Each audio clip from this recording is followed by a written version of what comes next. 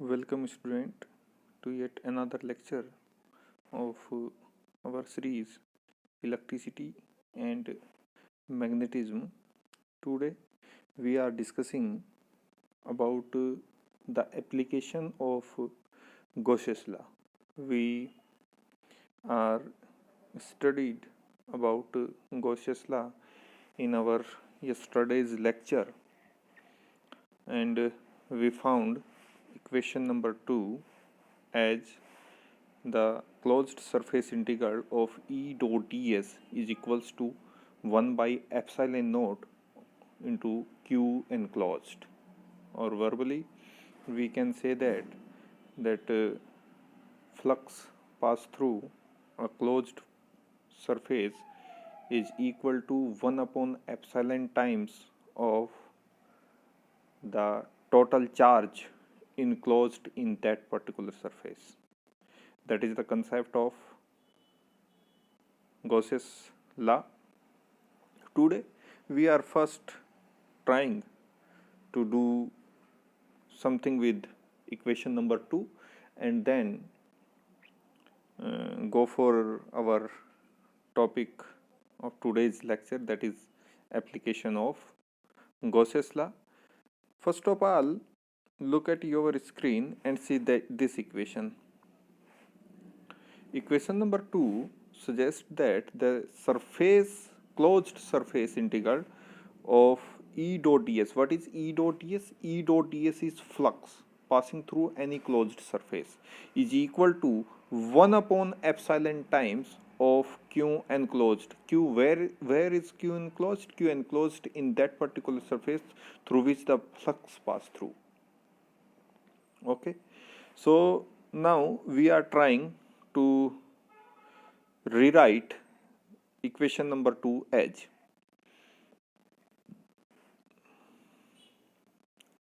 okay in this form that shows by equation number 3. The left hand side is as it is, but we are doing something with right hand side. We are write equation number 3 as that 1 upon epsilon naught is a constant and write in the same way, same place. But Q enclosed, the total charge enclosed by a closed surface, can be write in this form. What is this form? This form is Q enclosed equals to volume integral of rho d tau. What is rho d tau? Rho d tau is the charge density. अगर हम किसी भी volume में, इन्फिनिटिजिबल volume में कहीं charge को, मान लीजिए हमारे पास एक क्यूब है, ये हमारे पास क्यूब, तो इस क्यूब का अगर एक छोटा सा हिस्सा हम ले इस तरह से, ठीक है, तो इस वॉल्यूम को हम कहते हैं डी टाउ, इन्फिनिटिजिबल वॉल्यूम. ओके, सो इन्फिनिटिजिबल वॉल्यूम, तो अगर कहीं भी चार्ज इनक्लोज्ड है तो वो जरूर वहां क्या रहा होगा, चार्ज डेंसिटी रही होगी. Without charge density the concept of charge is meaningless. Okay, so we are trying to do something this, that Q enclosed can be write in this form, that volume integral of rho d tau. What is rho d tau? Rho d tau is the charge density in a volume, because infinitesimal volume when integrate over volume then definitely gives the whole volume. Okay, so we can write equation number 2, and equation number 2, particularly this one, the Q enclosed, in this form, the volume integral of rho d tau. Okay, so this result given by equation number 3 is known as Gaussian law in integral form. You see this equation that on the left hand side is a surface integral of E dot ds, and on the right hand side is one volume integral of rho d tau multiplied by 1 upon epsilon naught. Okay, we know that what is epsilon naught. We discuss this particular constant in Coulomb's law. Okay, so this result given by equation number 3 is known as Gaussian law in integral form. Now we are trying to write this particular equation given by equation number 3 in divergence or differential form.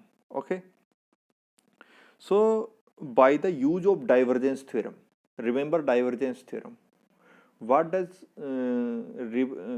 divergence theorem resulted for us is that key on mathematical basis we can say that the divergence theorem of any vector function can be write as that surface integral of del dot v is any vector field ds, sorry d2,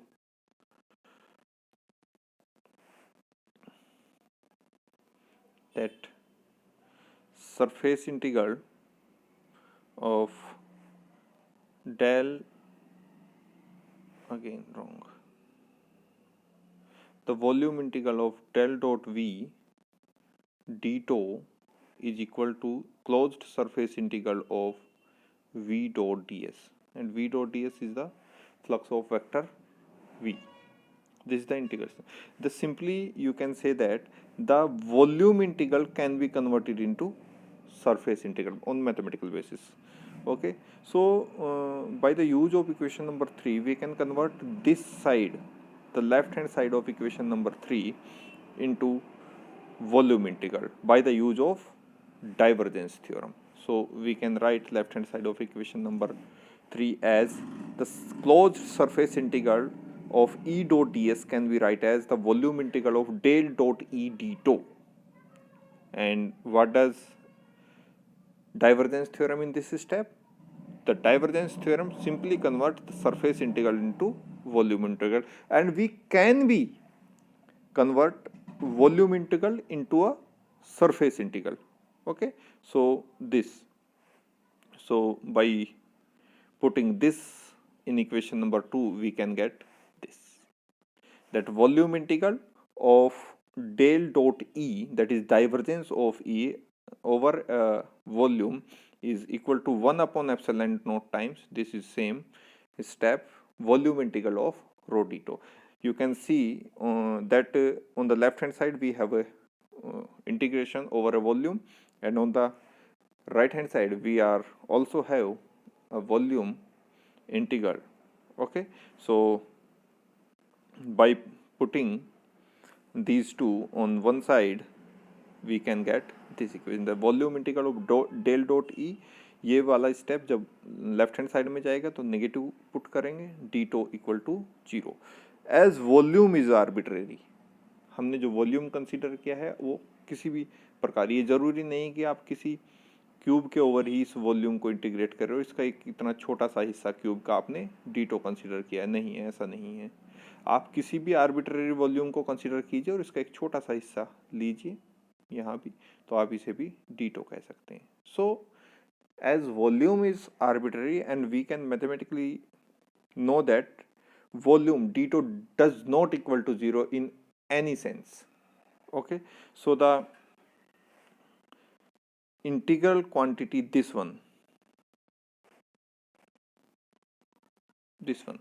is equal to 0, and by putting this on the right hand side, or we can get this equation, that del dot E equals to rho over epsilon naught. This is the differential form of the same Gauss's law as we can write in integral form by equation number 3. This is the same result we derived from this equation, but only the difference is that this form of Gauss's law is in integral form and this form is in differential form. Okay, nothing more or nothing less than it. Okay, so this is the differential form of Gauss's law. What suggests the differential form of Gauss's law to us is that you can see on left hand side. What is left hand side? Left hand side is del dot E. What is del dot E?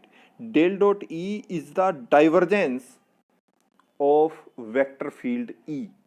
Okay, so basically this step suggests us that how much the electric field E diverges out about the point in question, means that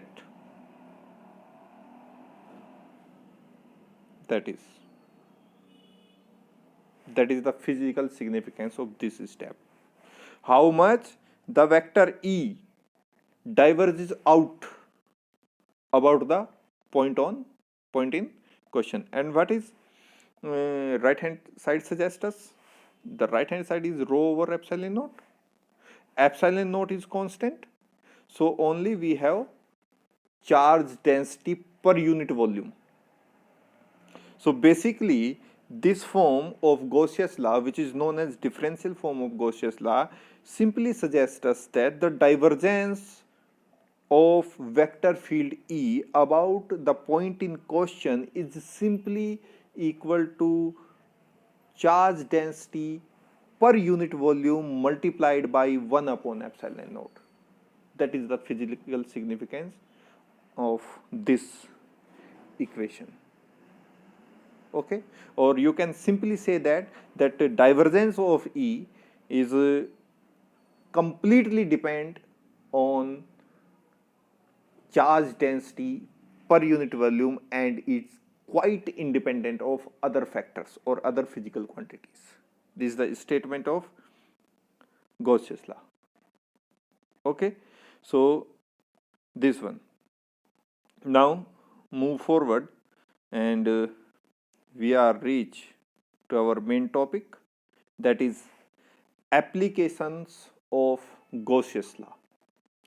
Before we study about the application of Gauss's law, read this line on your screen very carefully. What is this line? This line in inverted commas.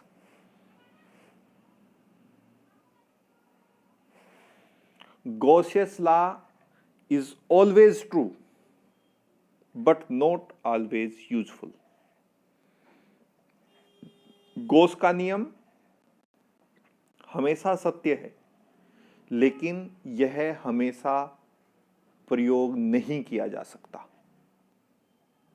Gauss's law is always true, but not always useful. Why? ऐसा है क्यों? What is the answer of this one? Why? ऐसा क्यों है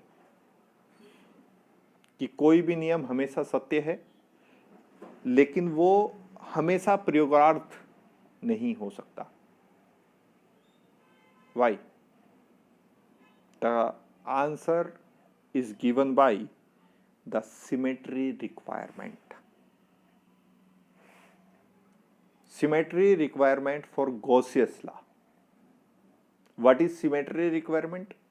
Symmetry is a very crucial to this application of Gauss's law. Why? Because देखिए, अगर हम symmetry के कॉन्सेप्ट को स्टडी करें तो this topic is mainly studied in the branch of physics like solid state. You can you do study this concept in your second year when you go into the second year of your BSc, that is BSc part 2. Then you study there a branch of physics named as solid state, and in solid state physics we study this operation named as symmetry operations. So what is symmetry operation? Basically symmetry operation is of 5 types, but our task here is not discussing about the symmetry operation. Our task is now to clear why Gauss's law is always true but not always useful, and in this question there is a part of symmetry. To discuss this question thoroughly, so we have to some focus on this quantity symmetry and then we move forward. Okay, आप symmetry को सीधा इस तरह से समझ सकते हैं कि हमारे पास अगर बहुत मोटे तौर पे, वैसे तो 5 तरह की सिमेट्रीज को हम स्टडी करते हैं सॉलिड स्टेट में, लेकिन मैं बहुत मोटे तौर पर आपको ये कह सकता हूँ कि ऐसी फिजिकल क्वांटिटीज या ऐसे फिजिकल ऑब्जेक्ट जिनको आप बीच से काट दें और वो एक दूसरे के मिरर इमेज हो जाएं, ठीक है, ऐसे को हम सिमेट्री ऑब्जेक्ट कह सकते हैं। और ये ऑब्जेक्ट किसी भी तरह 2 डायमेंशनल में, 3 डायमेंशनल में, 1 डायमेंशनल में कैसे भी हो सकते हैं। जैसे सपोज कीजिए, मैं आपको एग्जांपल देता हूं, हमारे पास एक वायर है इस तरह का। Wire has only length, although this have some thickness also, but that is very small as compared to the length of the wire. So we neglect that and we are concentrated on its length only. Okay, so if you cut this wire from here, okay, so this part is mirror image of this part, so this is called as symmetrical bodies. एक बहुत physical example हम एक और ले सकते हैं, जैसे कि हम ये कहें कि सेब है आपके पास, एप्पल है। अब एप्पल को कुछ इस तरह से हम बना सकते हैं, शायद I am not a very good artist but for the convenience, अगर आप ये सेब है आपके पास और आपको यहाँ से बीच से काट दें आप इसे ऐसे, तो this part is mirror image of this part. Okay, so this is the very fundamental concept of symmetry or symmetrical bodies. Okay, now we can move on another one, that you have a square. Okay, a square is a 2-dimensional body. Now you can cut here by this axis, so this part is mirror image of this one, that is left hand side is mirror image of right hand side. Now you can cut this about this axis. Now this part, the upper half is mirror image of lower half. So this body is symmetrical about 2 axes, or not about 2 axes. You can cut this object edge. So this one, this upper triangular is the mirror image of lower triangular. So these bodies known as symmetrical bodies. Okay, और जिन आकृतियों के साथ, जिन object, जिन bodies के साथ हम ऐसा नहीं कर पाते, तो उन बॉडीज को हम नॉन सिमेट्रिकल या असिमेट्रिकल बॉडीज कहते हैं। जैसे फॉर एग्जांपल, आपके पास एक ट्रायंगल है, कोई भी ट्रायंगुलर शेप है आपके पास इस तरह से, ठीक है। अगर आप इसको से दिस इज एक्स एक्सिस, अगर आप इसको एक्स एक्सिस के थ्रू बीच में से काटने का प्रयास करते हैं, any plane cut through this, so this the upper half and this is the lower, may be half और may be not half. Okay, so this part is not symmetrical by this part, means upper part is not symmetrical as lower part. So this object, that is this triangular, does not have symmetry about this axis. So this is the concept of symmetrical bodies. Okay, so Gaussian law के साथ एक जो demerit तो नहीं कह सकते, पर जो लिमिटेशन, गॉसियस लॉ की जो एक लिमिटेशन है वो ये है कि ये केवल सिमेट्रिकल बॉडीज पे ही आप अप्लाई कर सकते हैं, असिमेट्रिकल बॉडीज के लिए गॉसियस लॉ अप्लाई नहीं होता। Okay, although the concept of flux is always true, but you can't always use Gaussian law for any shape of bodies. You have to take a symmetrical body to use the Gaussian law. Basically, there are 3 types of symmetry that works. First is spherical symmetry, second is cylindrical symmetry, and third is plane symmetry. Okay, so these are the three symmetries that works. What is spherical symmetry, what is cylindrical symmetry, and what is plane symmetry? We can discuss about, or we do discuss about these three symmetrical, and then we go forward for the application of Gauss's law. Okay, now first we discuss about spherical symmetry. What is spherical symmetry? Make the Gaussian surface as a concentric sphere. मान लीजिए आपके पास कोई ऐसी body है इस shape की, यानी spherical shape, तो जो गॉसियस लॉ क्या है? गॉसियस लॉ का जो स्टेटमेंट है वो है E dot D S equals to 1/ε0 times of total charge enclosed in that particular surface.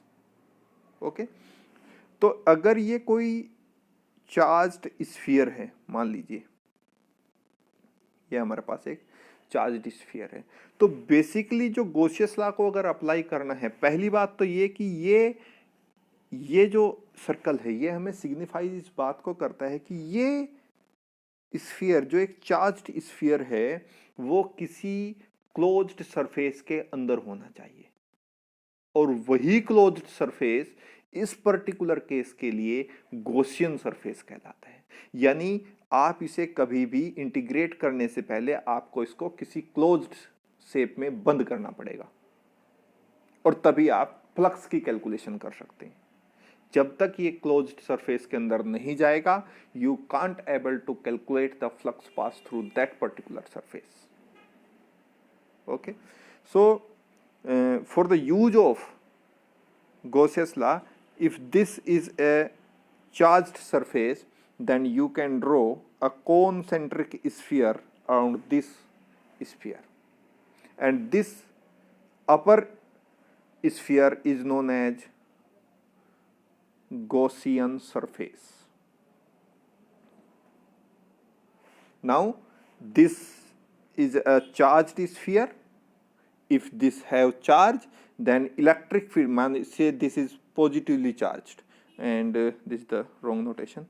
Here is, if this is positively charged, then electric field lines, you can study about the electric field lines, that electric field lines is emerges from the positive charge and diverges into the negative charge. If there is no negative charge, then they can travel to the infinity and never die out in mid-air. Okay, so the electric flux passing through this Gaussian surface is like this.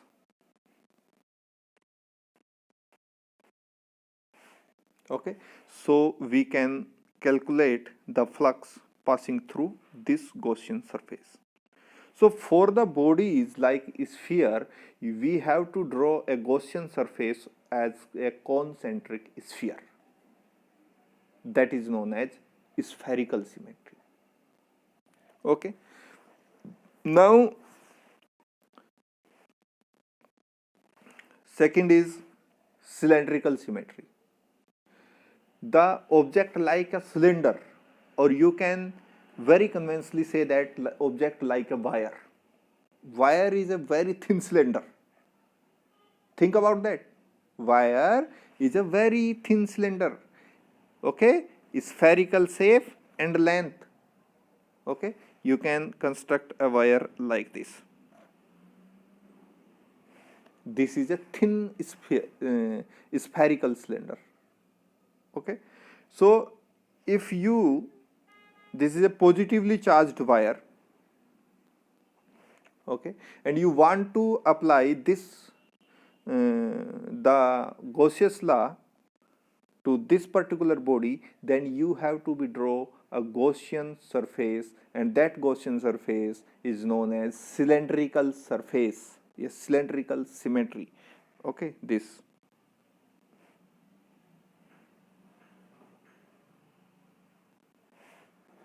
Now you are bound this wire by a closed surface, because again E dot ds, you have to be calculate E dot ds, that is flux, and when you calculate flux you first go to the closed surface, यानी जो भी body आपके पास है सबसे पहले आप उसे क्या करेंगे, क्लोज्ड करेंगे किसी भी सरफेस से।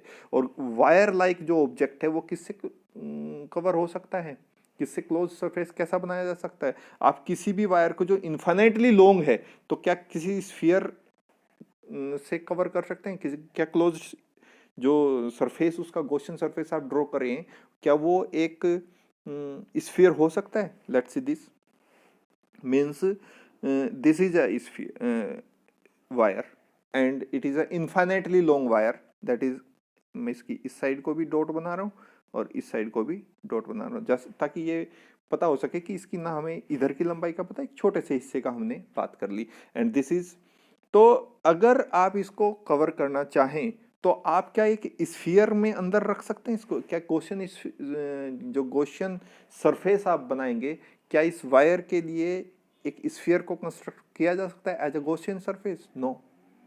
हाँ, एक इनफाइनेटली लॉन्ग सिलेंडर इस काम को कर सकता है। कैसे? ये आपके पास वायर है, वही वायर है और इनफाइनेटली लॉन्ग है, इसलिए दोनों साइड को डॉटेड बनाया जा रहा है ऐसे।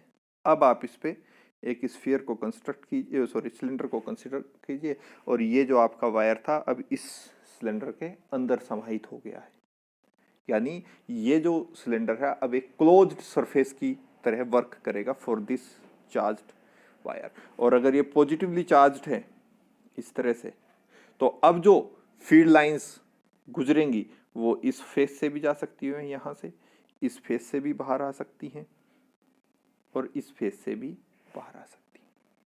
So you can easily calculate E dot ds in that particular case.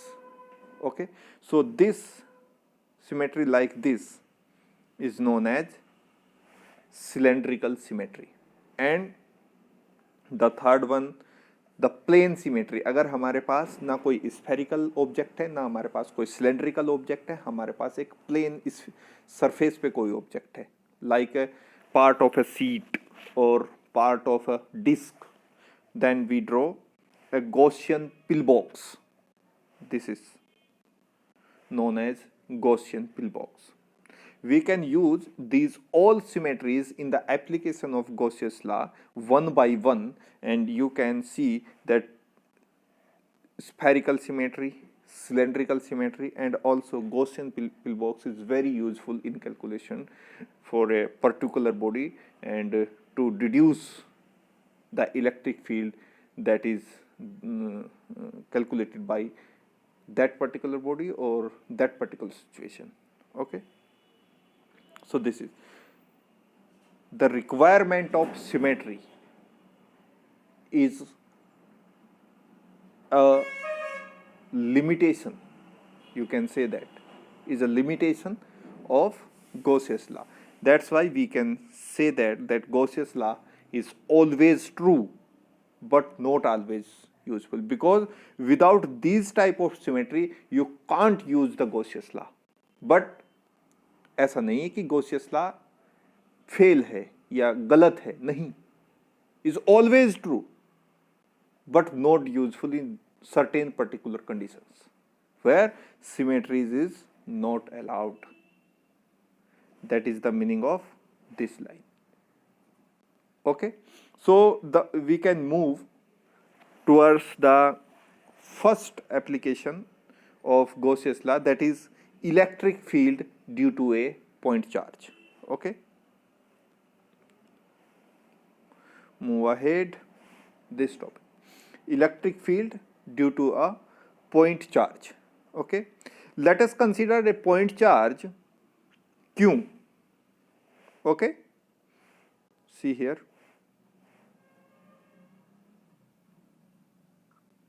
let us consider a point charge Q like source charge, as we study in the topic of electrostatic field or electric field when we use superposition theory. Okay, which is a stationary point charge, and another charge Q is situated at a distance r from the source charge Q. This is the situation. एक हमारे पास point charge है Q जिसको हम source charge कह रहे हैं, और दूसरा एक पॉइंट है कैपिटल Q जिस पर एक दूसरा चार्ज है कैपिटल Q, और इन दोनों चार्जेस के बीच की डिस्टेंस है small r.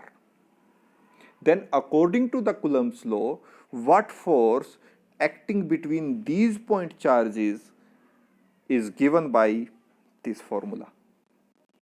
F equal to 1 by 4 pi epsilon naught Q, that is Coulomb's force is proportional to the magnitude of 2 point charges and inversely proportional to the square of the distance between the two charges. R cap denotes the direction of this force, which may be attractive or may be repulsive. Okay,